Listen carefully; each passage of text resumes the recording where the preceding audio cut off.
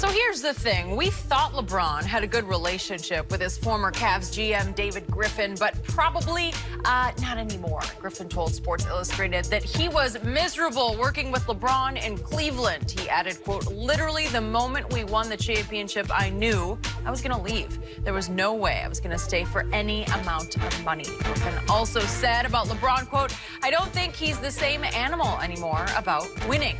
After the article was released, LeBron tweeted this. All right. Enough is enough. The throne has been played with too much, and I ain't for horseplay. Ether coming soon, and then plenty of emojis followed. Rob Parker is still with us. Rob, do you have a problem with these comments from Griffin? Shannon, can you see me? Yes. Yeah, no. I see your mug. Of course not. I gotta say this. This is like, here's an old TV reference for you. Candid camera. Nobody could be more candid than David Griffin was. And what I mean by that is, this is like he didn't know he was talking to somebody where he's just being honest in a conversation, talking to your best friend. These comments here are not what normally somebody would do if you're still in the business, still have to see that guy, still has to deal with somebody. These are really, really honest. And these are the things we've been talking about forever. LeBron never takes the blame. It's always somebody else. It's not fun. That's why players won't come play with him. And don't give me Anthony Davis because he's under the same management, agent management. Give me somebody who doesn't share the same agent, and then I'll buy that somebody wants to play with LeBron. And don't tell me about B and C grade players who are looking for a ring and all that who joined LeBron. Well, I'm talking about star players.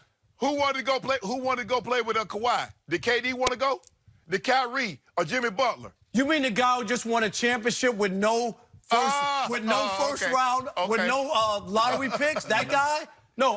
All I know is Paul George didn't want to come back to Los Angeles to play with LeBron, but he came to the Clippers to play with with Kawhi. Southern California. And don't give me that Southern California. Don't give me that Southern California that the Clippers was his favorite team, and that's why I don't want to hear that. I'm not buying that either. I'm not buying that. I agree with you. Okay, so I'm not there. But I just thought David Griffin, a lot of the stuff that he talked about, I thought was spot on, really, really honest. I don't think he was just going after LeBron. He was being honest.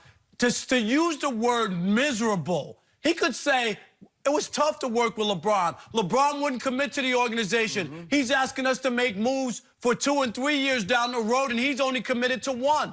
Those are all honest takes on what he's talking about. But to use the term miserable, that's as candid as you can be, Shannon. That's not Mickey Mousing around. So I love that he was honest in this situation for a guy who's still in the business. I didn't have any problem with it. Did LeBron have a problem? Will LeBron have a problem? I guess he won't be as friendly with them now after that stuff is. I'd say not. But I don't think that he went like after LeBron. I think he asked him some questions, and I think he was honest. Well, my question is, so why do you need to have a press conference to offer clarifications? You said what you said, stand by what you said, and keep it moving. Why would he need to have a press conference, Rob Parker? Why is he sending out now that's not what he meant? Why would he do that? If you say you're going to stand, you stand on this. This is you having an honest conversation. Is there a reason to have a press conference to offer clarification? Because that's where we are in this world. Everybody, I ain't talking about no we. People walk back stuff every day, Shannon, because they don't know how it plays. I think he was being honest, and then when it came out, and sometimes, Skip, you know this, things in print look totally different from when you say them. They do. And when people can go back and read it, you go, oh, you know what I mean? It's hard. It can be hard in that sense. I tell you what, normally when someone says they've been misquoted, they would say, play the transcript. Tell David Griffin to have that gentleman to release the transcript. So we'll have perfect context of what he said. You don't want that because it might even be worse than what the guy in print said. But anyway, with that being withstanding, he was without a job. He's working for NBA TV. Rob, why didn't he say that then? Why did he say that LeBron James had brought into the culture and that he won and you can win with a guy like that? See, I'm a guy, if I got something to say to you, I bet you $5 to a bucket of bull jive. I say it to your face. I ain't gonna wait till I'm away from you and to say this. You know exactly how Shannon Sharpe feels about basically everyone. I don't get behind no closed doors and say I'm taken out of context. No, this is how I feel. The man, hold on. When he didn't get the contract extension, LeBron James tweeted, "I appreciate you, Griff, even if no one else does." His wife tweeted, 43 million Twitter followers, about the winery, the vineyard, or whatever his wife had. Talked glowing praise about Griff. Gave him a recommendation. And this is the things that we get. No good deed goes unpunished. Shannon, do you want people to be honest? I mean, and talk about it in life. I think sometimes. Yeah, I want LeBron to be honest and say sometimes it's not always as pretty as you think it is. And yes, they won a championship. I want Bron to be honest and say, you know what? Griff was terrible. The only reason guys came was because of me. Because do you know what Griff was before? First of all, Griff got the job because Chris Plant got fired. Let's be real. We're going to get an opportunity to find out just how good of a general manager that he is. Now, you know the standard is, if he doesn't win a championship, now what, Rob? What are you going to say then? Oh, at least he's happy. I'd rather be happy than win. Is that what you're going to say, Rob? I'm not going to say that. It's about winning. It is about winning. Okay. By the way, Shannon Sharpe, today you're hiding in a little box, so you're not saying it to our face. You're hiding in your little box. Where are you when we need you? Up here. I'll be back Monday. Yeah, okay. So you don't have the guts to say it to our face. You have to hide in your little box. Now, back to Jenny's question. Do I have a problem with David? No, I don't have a problem.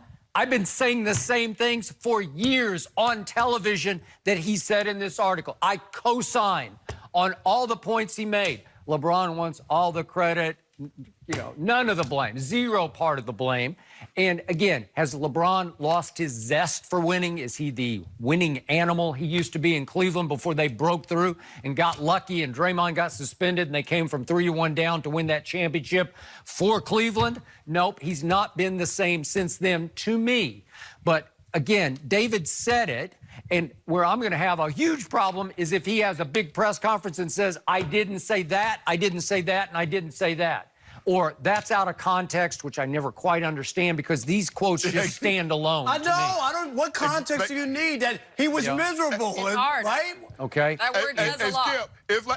Skip, it's like Charles Barkley being misquoted in his autobiography. Right. Yeah. How you get misquoted? He did say that. He did say it. He did say that. So we also might hear, and I'm not casting any aspersions on the young SI writer who conducted the interview and wrote the piece, but we might hear, I thought some of that was off the record. Well, then you said it, and it got into print.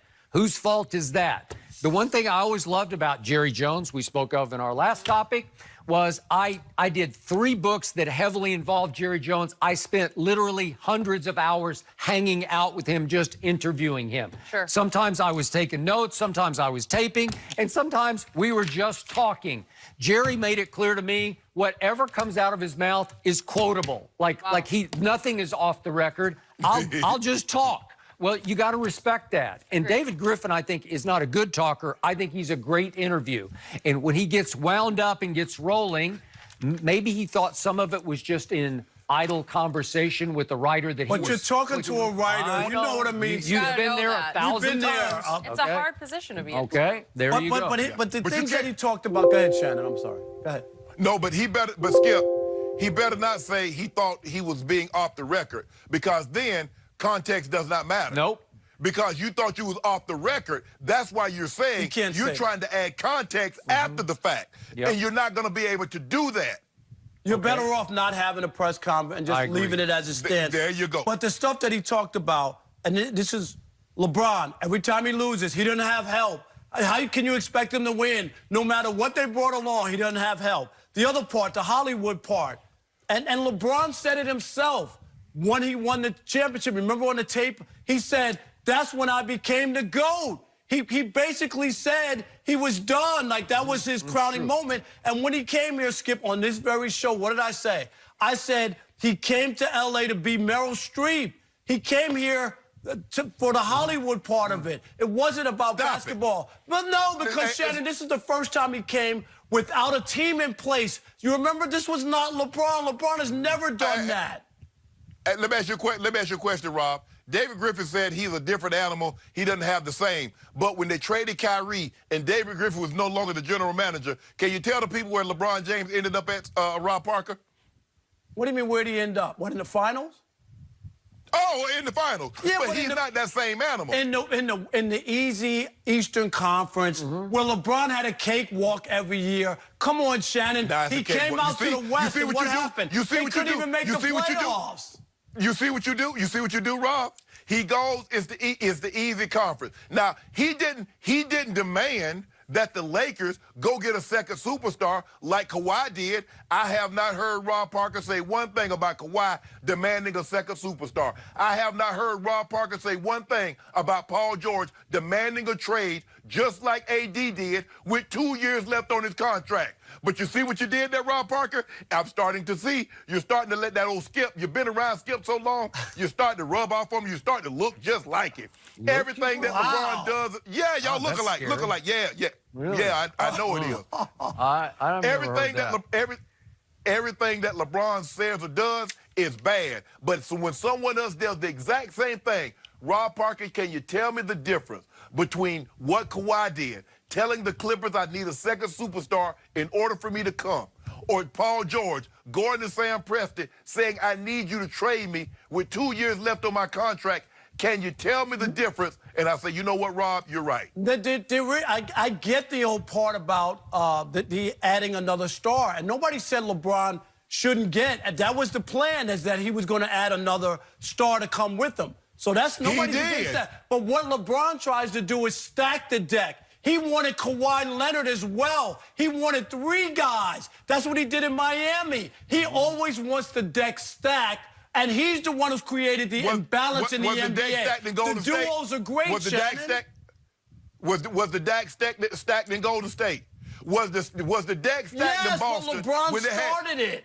LeBron is the one who did that and made Golden State decide that they wanted to add Kevin Durant.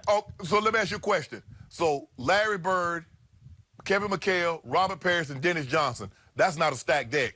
Do you know how they got those players, Shannon? You want me to give you a history lesson? You want to know about things called trades and drafting? It's totally different. So in other words, as long as the team put it together, you can stack the deck. If the teams put it together. No, but if I'm drafting well and I get these guys, it ain't the same as going and recruiting guys and creating an imbalance in the league. That's what we just had. The Warriors went to 5 straight NBA Finals for the first time since the 50s. Rob, it's different now. It's a different time. You got to get out of the 70s and 80s and look at to now.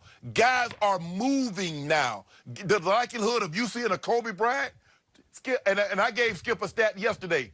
Of the active players, only 2 players have been on their team 10 years or more. Udonis Haslem and Steph Curry. Of the current 400 players, only 2. You see where this league is going at, Rob Parker?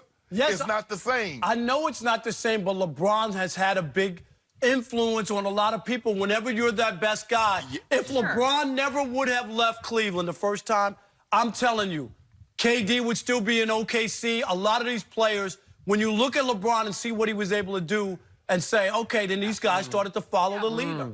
By the way, I did like and a lot of guys got paid, too. I did like the Meryl Streep reference. I never heard that, and I had to juggle that. But she does always get nominated, and she always loses. Right? This is, yes. Oh, okay, I like that. Whatever, Skip Bayless. Yeah. Meryl Streep might be the greatest female actor of all time. Yeah. Now, Katharine Hepburn has 4 Oscars, but Meryl Streep is no slouch now. No, she's no slouch. But she's worse than 3 and 6 in the finals, right? Oh, you guys. Hold on, Skip Bayless. So in other words, as long as somebody has those Oscars, Daniel Day-Lewis has 3. He's not better than Denzel. I don't care what you say. Okay, he's all not right, better than We're going to Hollywood on this discussion. Rob, thank you for joining us. Here's the thing. Big Ben is apparently a new guy. Why do I say this? Well, we'll tell you about it next.